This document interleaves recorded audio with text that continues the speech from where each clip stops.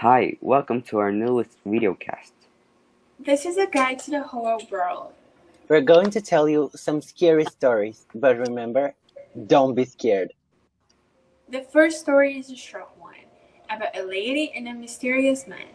The two were chatting through a dating app until a few days they decided to ask him out. Both agreed to meet at a coffee shop at the city center, and the lady was very excited about that. But her excitement left when she stopped answering her messages. 2 days later, on the day that they would meet, she decided to go to the cafeteria and hope the man was there. But very strange things started to happen. The man had said in messages that his favorite song was Help by the Beatles, and that song started playing on the radio that the woman was listening to. So far, so good. It could have been just a coincidence, but when she arrived at the cafeteria, something really strange happened. She saw a man in a black suit inside the cafeteria, much like the person in the photo, so she ran into the establishment looking for him. But when she came in, he was gone. I'm sorry. I think something has fallen here. Do you wanna record the scene again? No, I don't think we need to. Okay, so let's continue where Izzie left off. Well, I was saying that when the woman arrived at the cafeteria, the man was no longer there. She looked for him everywhere, but he wasn't there anymore. An employee approached her and asked if she was looking for someone. So she told him the man, his name, and how he dressed. The employee looked very frightened and took the lady to the corner of the cafeteria, where there was a photo of a very familiar face. It was the same guy she had spoken online, wearing the same outfit, and underneath it was written, "In memory of our best employee," and his name was next. The man had died 2 years earlier in a fire in the same cafeteria. The woman went into shock, and even today she swears that when she left, the man appeared again having a cough inside the cafeteria.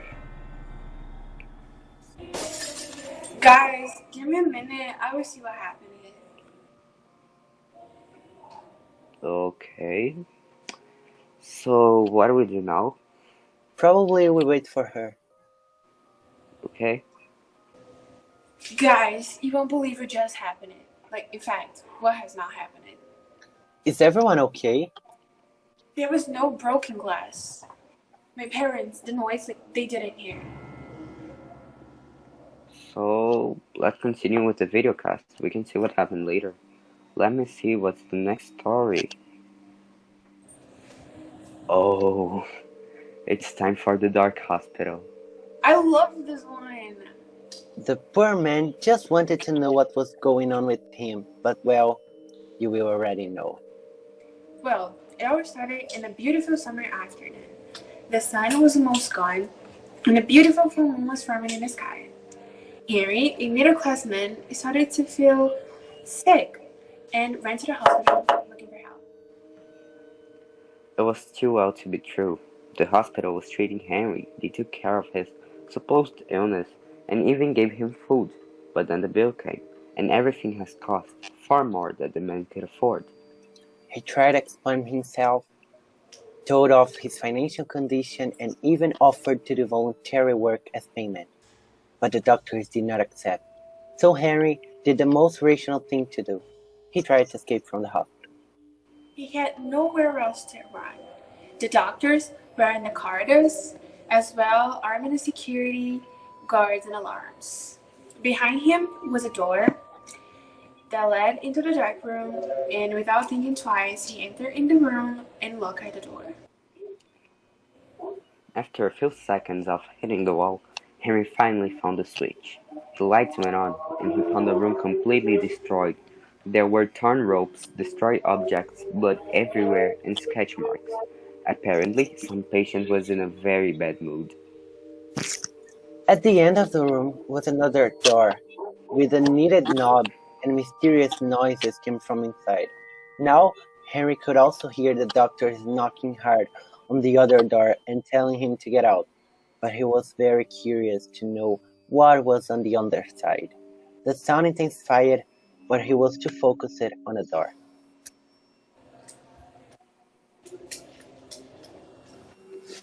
Before he could notice, the doctor's let go torn on the floor. He opened the door. His life passed before his eyes, for he saw the worst image he had ever seen in his 27 years of life.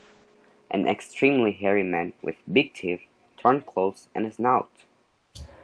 Blood dripped from his hands or claws, I don't know, but blood dripped from his mouth as well. Well, it wasn't werewolf. Henry was paralyzed, and the monster was beginning to sniff him.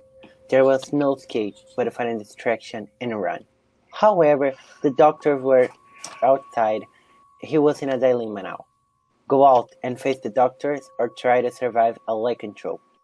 Fortunately, he chose to face the doctors, and at the first opportunity, he ran out and tried to open the doorroom. He did manage to open the door, but was presented with a big werewolf scratch on his back. The pain was so intense that Harry passed out. The next day, he found out so many stretch marks on his body and realizing that he's still in a hospital. But now his family is with him. If it weren't for them, he wouldn't be able to pay the hospital bill. What he didn't expect is that the werewolf was another doctor who was locked in so as not risk to attacking the patients. He told the whole story to his family, who laughed at him. They say the doctor told them that Henry had freaked out, attacked other doctors, and that he needed psychiatric help because he was going crazy.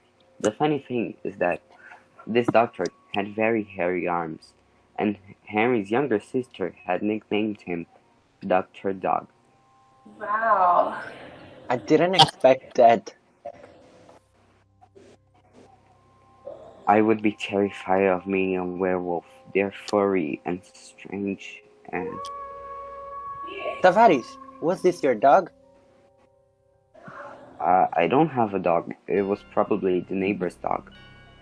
So, do you know what day is today? What are you talking about? Look outside and we'll find out.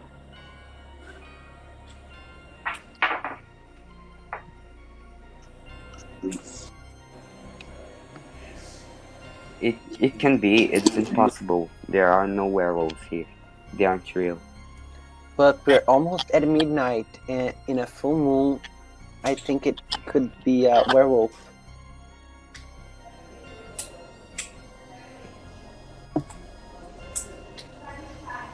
They aren't real, like the stories we're telling. I don't believe in ghosts or in monsters.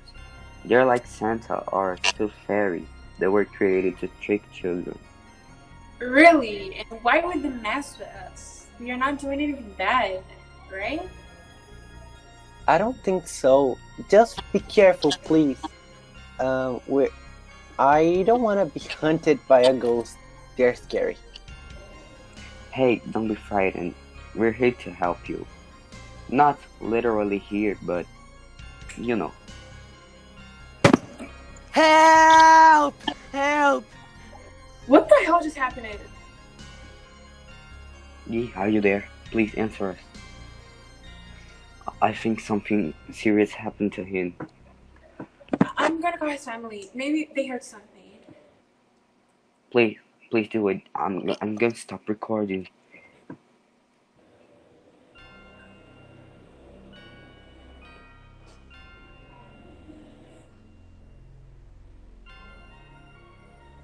I'm still here. Do you remember? Don't be scared.